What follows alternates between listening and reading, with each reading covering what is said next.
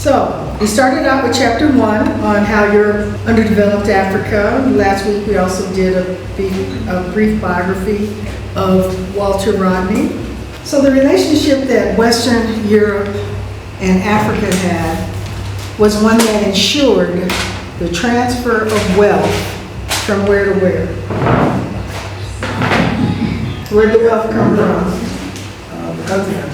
From the continent, it went to the West. It went to Europe. European countries, yeah. Right. And they ensured that that transfer of wealth occurred then, before colonialism, and even today, right? In fact, in those times, the international trade could be considered an extension of European interests overseas. Okay? So they were making sure that they got the materials that they needed to take care of their industry, take care of their people in their native countries. And through the control of the seas, Europe began to transform parts of Africa and Asia into economic satellites. So of course you have the industries located at home, but then you've got these other bases of economic interest that were going on as well. So an example of this was picking up enslaved Africans in Africa, taking them to, say, Central and South America and getting gold. Portuguese and Spanish might then take their gold and buy cotton in India. So there was this triangle. And if you look at some of the maps that discuss the transatlantic slave trade, you can also see different triangles, like taking from the west coast of Africa to the New World and going back to Europe. So these triangles were going up. In addition to those trades in goods, you know, the dumping of European cast-offs that we're familiar with, that people like President Kagame said, y'all ain't ready these clothes over here that you don't want anymore. Well, that happened way back then. So old clothes, trinkets, materials that the Europeans didn't want, they dumped in Africa. Okay. Where are we now? All right. So that's, you know, I try to come up with a theme for each session, and that's the theme for tonight. Africa is the gift that keeps on giving. Not willingly, but. And in addition to the trade in goods, of course, African commodities were commodities as well.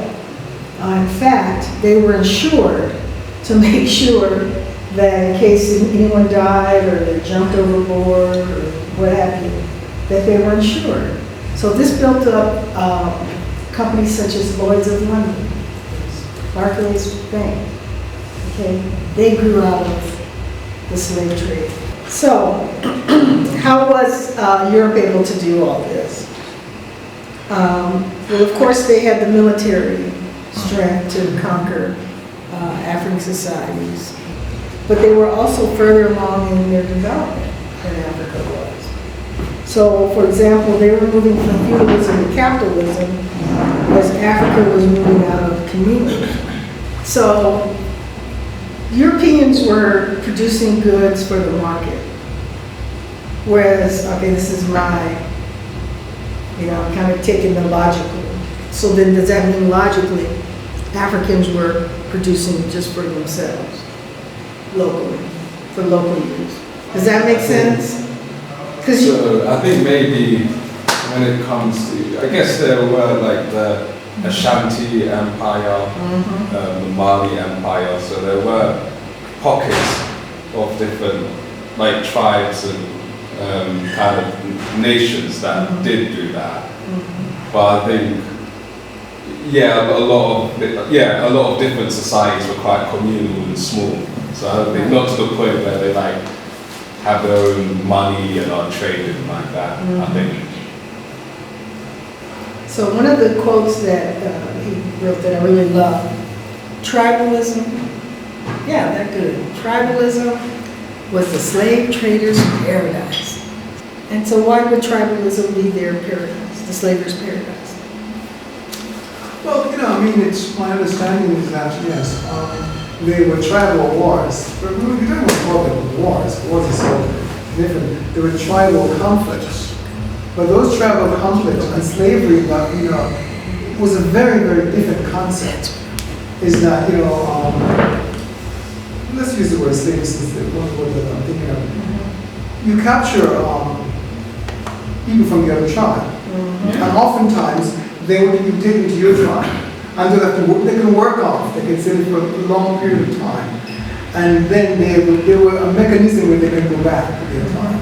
So there wasn't this chattel. The important thing that one needs to understand is chattel slavery. Chattel slavery there was no chattel slavery in Africa, in the country of Africa. There were similar sort of selling like feudalism. Yes, feudalism. But chattel slavery was a whole different concept of where you are property and all the children you were property, everything forever and ever. Slavery in Africa was just temporary. It was not dehumanizing. So whole different. European slavery was dehumanizing. Yes, People were no longer considered human; they were commodities. Exactly. Is that right? So this addresses something again. I'm not an economist, but I'm playing one today. Because we were talking last week about how Marx formulated that slavery came out of feudalism, and I was like, I couldn't quite see it unless what we're talking about happened. Is that you had these... The Arab slave trade. No, it was communalism went to, I think he said communalism, slavery, and then feudalism. Like the different stages of Marxism. Yeah. It's so cool. So I was trying to figure out, well, how could that happen unless what you all just said, that someone encroached on someone's property and then they were taken captive and then enslaved. So that's the only way I could see it coming out. Yeah, I think you've always had different forms of slavery, whether it was like in Europe during the medieval times. It wasn't even like, within Africa, it wasn't the even Middle East. slavery as we know it. Yeah. The term slavery is a powerful term. I should have done my research before. Domestic servitude. Yes, those kind of things. We work it off. You work off, whatever is the price at a beginning and an end. Yes. Then you go back to your village or whatever your tribe. But there was the Arab slave trade. There's Arabs, yes. Like, during times of feudalism, like 12, 13, 1400s. And in terms of commodity, definitely, I like to tell my African American brothers and brothers from Europe that it's just a matter of we were commodities, we were cargo. So when you put cargo on a ship or on a truck, you pack them in. It so happened, maybe the ones on the Caribbean were on the top, they went in last. So we were thrown off in the Caribbean, then thrown off there and thrown off there, but it's all from the same stream. So they weren't so well, we'll put the ones from Ghana here, the ones from Togo here. No, cargoes were piled on to the ship, and the river just about money, I think. The cargo came off. So it's all about profit, really. Exactly. Is when we talk about tribalism and how that was used to separate people, to conquer people, can we not also see that happening today? Oh, yeah. In Africa? Or how about all over the world? Because it works so beautifully, right? But we have different kind of tribes now, right? We have tribes based on color, right? National origin, religion, age. And I mean, just think about some of the people who have different belief systems than yours. And some can be quite doctrinaire, okay, and quite judgmental of who you are and what your beliefs are.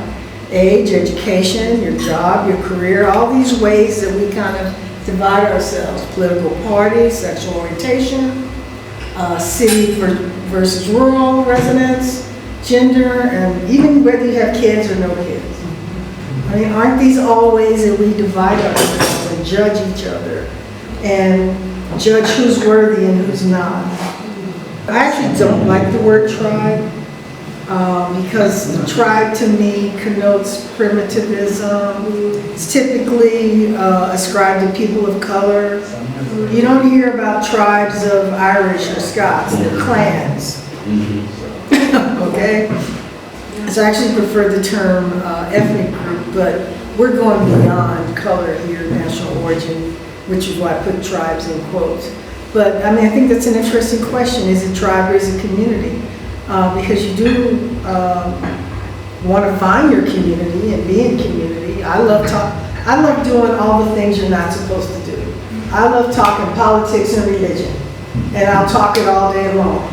But I'm not supposed to do that, okay? So I got to find my tribe who doesn't mind talking about that stuff, all right? So you do want your people, right? But the question is, can we have our people? And we're okay as a people, but you're okay too as a people. Can we get to that point? So let's now talk back about the king, okay? Because we're going back to slavery. And we have to acknowledge the fact that without the king, it would have been impossible to trade in slaves, right? Because the king was making the deals. However, we have people like Queen Nzinga, who, of course, put up a brave fight against the Portuguese. But she had to resume relationships with the Portuguese because she had lack of support from the neighboring African states. So let's move on to Dahomey.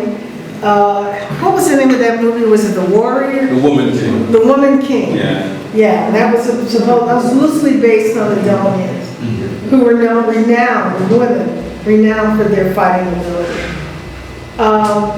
Now they tried to, and they alluded to this in the film, they tried to stop the slave trade. They really wanted to kind of put a stop to it. But what happened is that the Europeans deprived them of their favorite goods. Guns. Their favorite goods, whatever those were. I don't know what were they? The things they had become accustomed to. I think guns The Europeans deprived them of that, so then they had to go back and work with them.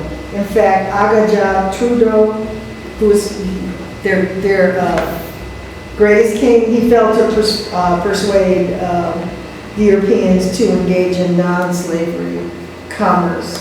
Like with crops or whatever.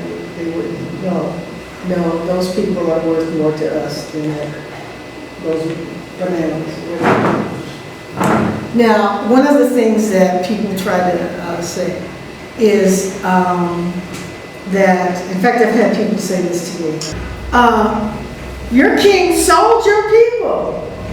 Okay? In other words, I had nothing to do with it. So,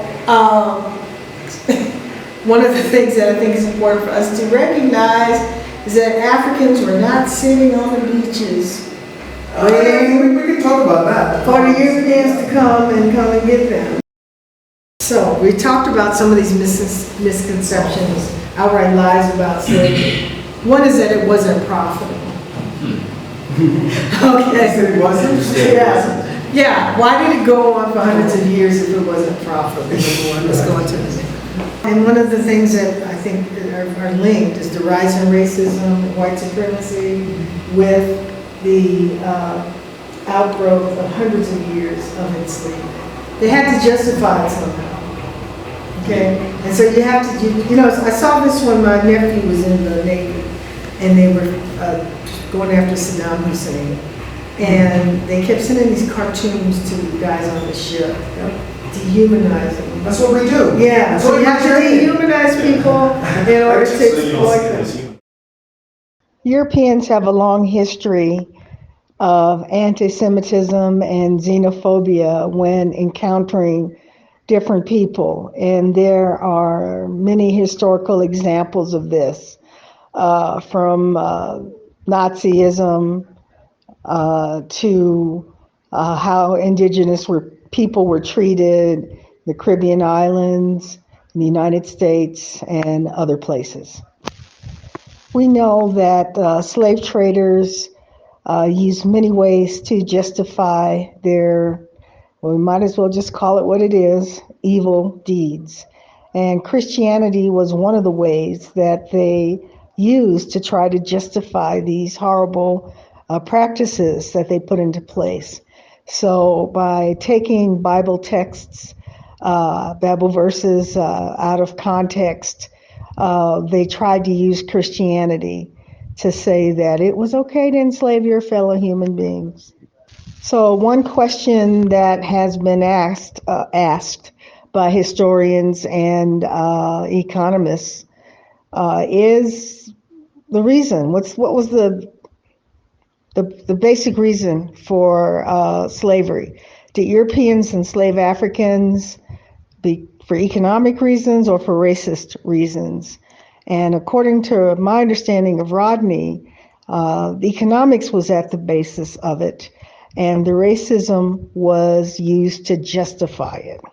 Thanks for watching this presentation on Chapter 3 of the Walter Rodney book, How Europe Underdeveloped Africa.